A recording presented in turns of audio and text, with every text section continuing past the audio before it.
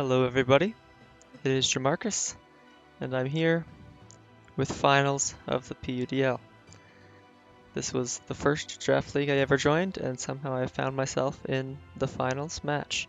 So, it is a rematch. We're faced off against King Kabul, who picked up the team about halfway through the season, or maybe in the first couple of weeks, and has been doing phenomenally with it. So, what is this matchup like for us? Well, to be frank with you, our matchup is fantastic here. His team very much struggles with most Pokemon on my team. He has some good defensive answers to my offensive threats, like Tinglu and Tinkaton I think are fantastic into my top three, but he is no Flamigo switch-in. His fighting resist is an Azelf.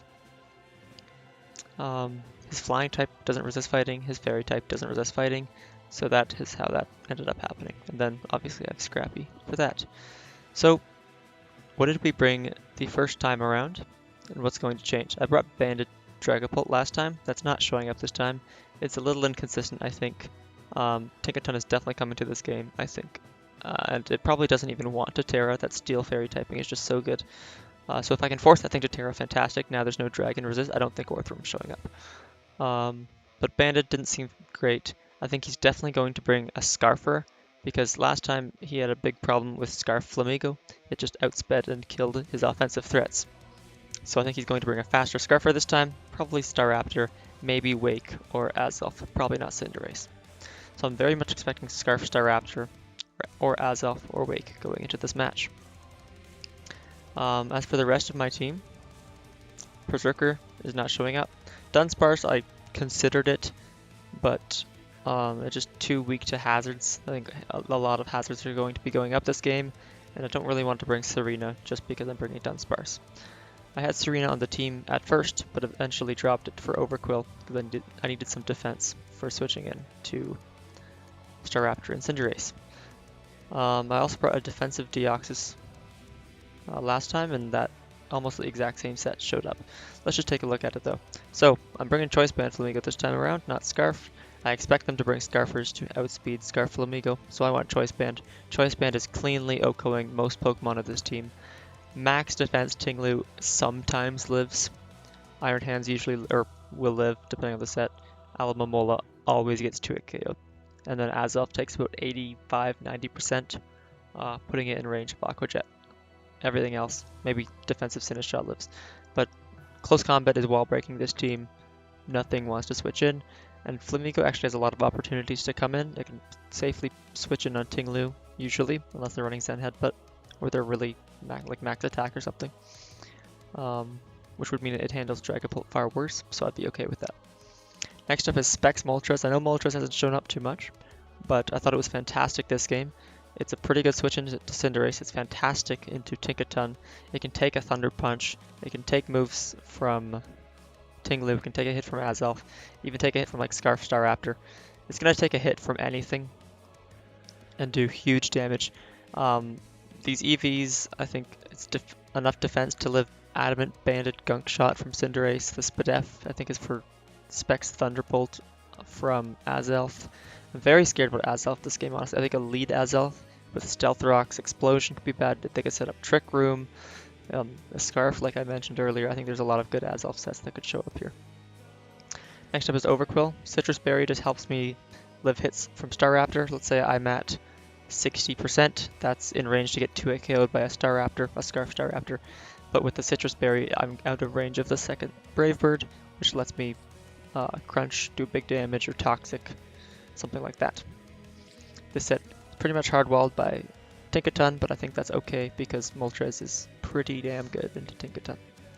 Next up is my dedicated lead, Max Defense Deoxys with Rocky Helmet, punishing U-turns, punishing Flip Turn from Walking Wake, although I think Walking Wake is really tough to bring into Azumarill, but punishing pivoting moves, punishing like a knockoff from Tinkaton, something like that. Taunt also helps me deny hazards. Mental Herb Tinkaton lead would be really terrible for me. They get up rocks, and Moltres takes 50% from that, but even then it's not the end of the world. So I have Taunt, Knockoff, those are really fantastic into Tinglu and Tinkaton. Knocking off leftovers like a Choppleberry on Tinglu is another way they can take it close combat. That would be fantastic. Psycho Boost just so I have something if I lead into a Iron Hands. Otherwise, I don't really want to knock off on it. Taunt doesn't do much. I'm going to teleport right away. It's not in range of anything. So being able to click Psycho Boost on that tells me what its set would be.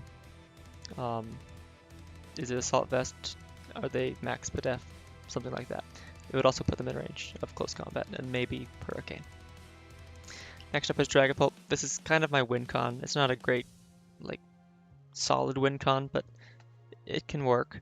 I have enough speed for Cinderace, sub, so I'm not getting hit by Sucker Punch, Darts, Hex, and Wisp. I have a lot of defense, which lets me take like a Sucker Punch from this, a Ice Punch from this, Throat Chop, a Brave Bird, something like that.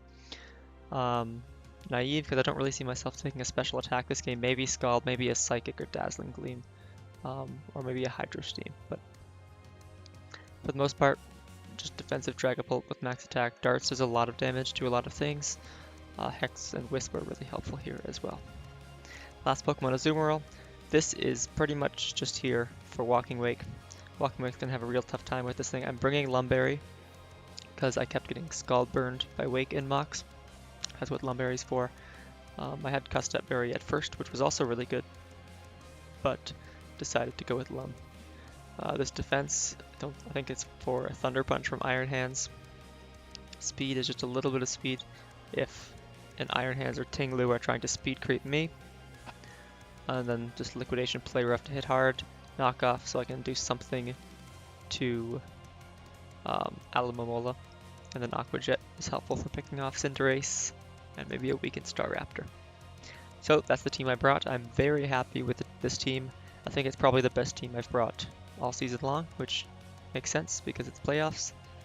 I did a lot of mocking, a lot of changing of sets. Initially I had sub-disable pulled, then that was U-turn. I kept saying to people that were suggesting Hex to me, I'm not bringing Hex. It's not good. It doesn't hit anything. I'd rather have disable or U-turn. I decided to put Hex on for a couple of mocks. I tried it out and it was fantastic. So Hex was good. Thank you to everyone who suggested that. Let's see how this did. Leading Deoxys, no matter what. Here's what they brought actually, before we take a look at that. What did I expect them to bring? Cinderace for sure, probably Tinglu, definitely Iron Hands, probably Mola, definitely Staraptor, definitely Tinkaton. I see exactly what I wanted. I did not, actually I guess Orthworm would be fine to see. I did not want to see a Walking Wake, I did not want to see an Azel, I did not want to see a Sinistcha. So that means there's no Trick Room shenanigans going on here. I feel very comfortable leading Deoxys. It leads fairly well into all of these Pokemon. So they lead Staraptor. This tells me this thing's probably Scarf. I don't know why you'd bring Banded Staraptor. It's slower than 4 of my Pokemon. So Scarf just makes so much sense. There's no Intimidate, so I know they're reckless. I'm expecting a Brave Bird or a U-turn here. Technically, Deoxys can be faster than Scarf Staraptor, so maybe they just hard switch, fearing like Specs Ice Beam. But I'm just going to knock off, because in case this thing is Choice Band, I do not want to be taking a Choice Band Brave Bird, so I will knock off. If they just U-turn out, knocking off anything is good. Tinglu, getting rid of potential Chople Berry, now I know for sure Flamigo kills it. Getting rid of Tinkaton Leftovers or Mental Herb, fantastic, I taunt safely. So that's exactly what I do, I click knock off turn 1. Knocking off this thing's Leftovers, okay, I'm going to taunt it, I do not want Rock Slapper getting Thunder Waved. If they hit me, who cares? Now I teleport. They go Aloe. This was the worst case scenario. I did not want them going Aloe because nothing on my team kills this. Hurricane isn't going to kill this. And it's also Hurricane, 70%. Flamigo is going to do like 65% if they're max defense, which is not enough to warrant going Flamigo. I don't want to risk getting Scald burned. So Azumarill doesn't really do anything to this. I could try clicking Toxic, but that just brings in Tinkaton, and I don't really want to have to double this early on. There's no reason to play that risky, so I'm having to bring out Dragapult early, which is not great. This thing's kind of my win con, but I do get a free substitute on this on the third Alluring Voice, which is going to go through my sub and do about 30% at most to me, which is fine on leftovers. So I'm going to get a free sub up. They hard switch, like they don't want to take a Specs Draco or something. And then I want to wisp this thing. It means I'm going to get a lot of hex damage. If they want to Terra Fire and get through my wisp, now Darce is going to do a lot more damage to them. So the thing's burnt. That's going to be really helpful for Overquill. It'll be a bit healthier.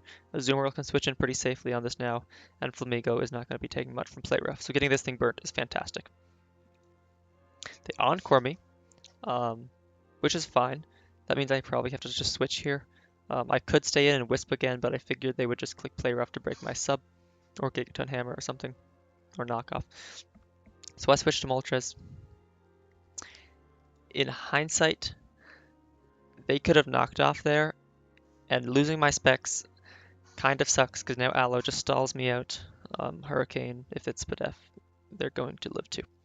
So risking the knockoff here wasn't a great play. Maybe just going back to Dio could have been a better play, but also I need to start wall breaking, so getting Moltres in, it works. But definitely risking the knockoff there. So I don't see a good fire resist besides Aloe. If they're Fizdef, Fire Blast is 2 KOs, so let's click it. If they're Spadef Lu, they also take it decently, like 30%. So Specs Fire Blast does a lot of damage. I get a burn. That's nice, because now it's guaranteeing the 2 KO. Maybe it was a roll, which it was a roll to be fair. I think 48% min.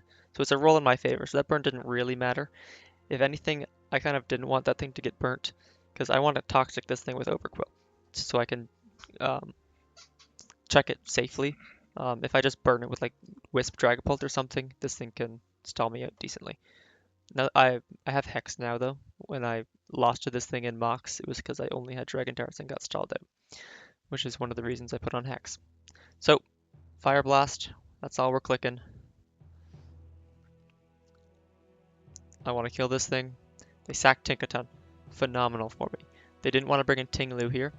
If I was them, I guess I'd bring in Tinglu. Maybe you want to keep that thing healthy for Pult or Azu. But sacking Tinkaton means I can click Toxic for free now. I can click Play Rough pretty freely, although Aloe's a pretty good switch in. And I can click Darts for free. There's no Dragon Resist now, although Tinglu takes it pretty well. So this thing being dead is fantastic. That means probably no rocks, unless Tinglu is rocks and spikes, or just rocks. They bring in Iron Hands. This thing, if it's just Thunder Punch, will not kill me, unless it's Choice Band. Supercell Slam or Wild Charge will. I want to hit this thing to see what its spread is. I could go Dragapult, expecting an electric move, but I don't want to get Thunder Punch parried. I can go Overquill, but I really need that thing healthy for Cinderace and Staraptor. Deoxys was my other play. I could go into that and click Psycho Boost. They bring in Tinglu, I taunt it, and maybe that gets in Flamigo. But I figured there's a pretty good shot I'm going to live this hit anyways. Let's just click Fire Blast, figure out what this thing's spread is. If I hit this thing even for like 20%, which obviously it's going to do more than that, it's in range of Flamigo close combat. So I just want chip on this thing. I'm going to click Fire Blast. Just under half, and they have Rock Slide to kill me. I did consider that. I thought, they probably don't bring Rock Slide, because I haven't really brought Moltres that many times this league, so I don't think they'll expect it. They did expect it, and they brought Rock Slide, which is fine. I knew that would kill me, but I'm not too worried about that. Moltres is down, but this thing is in range of Flamigo, so that's who's coming out. And they sack Aloe here. That's fantastic. Or did they sack Aloe actually? I'm trying to remember now. Oh yeah, it dies to burn. Aloe goes down to burn, which means that's actually Pult's kill, I think. I'll have to check if that got counted correctly. We'll see. Or actually, that's Moltres' kill because it Fire Blast burned, yeah. So Flamigo doesn't get the kill there, unfortunately. Moltres steals the kill. They go Cinderace. Flamigo's still fantastic this game. It's going to be outspeeding Tinglu and Iron Hands and OHKOing them. So I want to keep that thing around to keep wall breaking, especially because I lost my one wall breaker already. I go into Overquill. It's going to take any hit from the Cinderace. I can figure out what set it is. They go for the Gunk Shot, reading me to go with Azumarill, so I take next to nothing from that. It just tells me their max attack, nothing too fancy. Although they turned it to a poison type, which means now I can't Toxic this. I'm kind of just stuck clicking Crunch into this. I thought about clicking Toxic this turn, expecting them to switch into Tinglu, but I thought that was a little too greedy. If I crunch to Tinglu, that's fine. I can just switch into Flamigo that turn and get a kill. So I'm happy I clicked crunch here. I would have wasted a turn otherwise. Defense drop is huge. That was the luckiest thing about this game, I think. That Fire Blast burn was whatever. But this defense drop is huge. That means this Cinderace is going to have to switch out here. Although, to be fair, they probably wanted to switch out anyways. They're not doing any damage to me. I'm doing a lot more to them. If they take another crunch, then they'd be in range of an Aqua Jet after they turn into a poison type or something. Me getting this crunch chip actually puts them in range of Azu Aqua Jet as long as they're a fire type, so that's incredible chip damage to get. The defense drop makes them switch out here, but they probably wanted to switch out anyways. I crunch into Iron Hands, it doesn't do anything. Maybe Toxic that turn, figuring they don't want to stay in, but that's a little too greedy. I don't need to be making that kind of play. I go Dio. This thing was my lead. It's still alive, so I'll take it. I don't need this thing to be alive, though. I live a Supercell Slam. And then I click Psycho Boost because I don't want to mess around with this Iron Hands. So that's the play I make. Obviously, Tinglu's immune to that. I expected Tinglu to switch in here, but I didn't want to read anything. Let's just make safe plays. If I Psycho Boost into Tinglu, that's fine. I can just go Flamigo or something. But I decided I don't actually need Deoxys this game. I still have something faster than Cinderace. I know they're not Choice Scarf now because they went for Gunk Shot into Pyro Ball. I'm still expecting Staraptor to be Scarf though. I don't need this Deoxys. I'm just going to click Knock Off to see if I can knock off a potential Chople Berry so that I know Flamigo kills it. Also, knocking off anything else would be good. I didn't bring Hazards, so knocking off Boots on Cinderace, which was what I assumed they were, wouldn't be that important. But yeah, getting rid of a Chople Berry on this would be fantastic. They actually predict me to go into Flamigo there, which, fair play, you need to play aggressively into this Flamigo. You cannot let me switch Flamigo for free here. So, I knock off into their Staraptor, and there goes their Scarf. That is huge, because now Dragon Bolt outspeeds their whole team. This thing's not quite in range of Dragon Dart, so I need a little more chip, maybe an Aqua Jet from Azumarill or a Rocky Helmet hit, which is what I do here. That's why I stay in. They quick attack me, take the Rocky Helmet chip. Now this thing is in range of Dragapult, which is why I bring Dragapult out. To be fair, Tinglu is going to take this hit pretty comfortably. I thought about clicking Wisp this turn, but A, I still take a lot from Brave Bird, so I don't want to do that. And B, I kind of want to Toxic this Tinglu with Overquill instead of clicking Wisp on it. So I just click Darts. Maybe the Staraptor stays in. He thinks it's useless now because it lost its Scarf, but no, he saves it. I click Darts. I don't do much damage. I get to figure out what this Tinglu's all about. I see leftovers. That's nice. That tells me Flamigo is going to kill this thing in one shot. So I bring in Flamigo. He gets up Spike, which to be fair is fantastic into my team. I don't think it's too late at all to get up a Spike.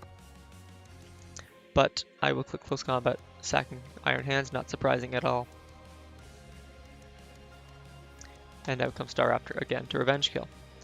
He's looking at my Overquill, seeing it's at 68%. It's going to take a Spike, get down to 56%. And then Brave Bird is doing 35% each hit. So they think they 2-hit KO Overquill. So they of course go for Brave Bird here. Into Overquill, I get my Intimidate. But they do not 2-hit KO me because I have a Citrus Berry. Crunch will kill this thing after Brave Bird Recoil. Or do I click Toxic here actually? I'm trying to remember now. Let's see what I click. I double. This was actually a good play. I remember this now. So I switch Overquill, take the Brave Bird, blah blah blah. I get my Citrus Berry, they don't kill me again. I want to keep Intimidate for Cinderace, and I figure I can switch Azumarill here, because they are either going to Brave Bird and put themselves in range of Aqua Jet, or they're going to U-turn, and Azumarill matches well into both of these Pokemon. So I go Azumarill, I figure it accounts for all options, and they do click U-turn. They go into Cinderace. I know this thing is dead to Aqua Jet. I thought maybe they could be Pasho Berry, so they live and they kill me with Gunk Shot. That would be fine. I would just go Dragapult. Although that would definitely put me in a bit of a tougher spot. Tinglu comes in. I have Liquidation. I don't need to risk missing Play Rough. Liquidation's going to 2-hit KO this thing. They Earthquake. As I Liquidation again to kill Tinglu. Out comes Staraptor, and I can kill this thing with a couple Aqua Jets. They quick attack. My Aqua Jet actually doesn't kill them, so maybe they should have Brave Birded there, but then they probably would have died to recoil. So either way, Aqua Jet is going to finish this off. There goes Staraptor. And there goes the game, there goes the season. Jamarcus wins. My first ever draft league, my first ever championship. Not too bad, I had a fantastic matchup. I got a little lucky at times. The Fire Blast burn, I'll take it. And then the defense drop on crunch as well. But I think whether I got that luck or not, I was winning the game. Hitting all my Fire Blasts was the biggest thing that happened. So, GG to my opponent. I think they played a really good game, despite the very bad matchup for them. So, there's finals. We win it all. I'm 1-0 in draft leagues, undefeated. That won't last for long though. My other 2 leagues aren't going so well, but who knows. So, I will do a whole retrospective of this season, talk about each Pokemon I drafted, and the ones I liked and the ones I didn't, and then maybe go over a couple other things. But thank you for watching, and I'll see you later. Bye-bye.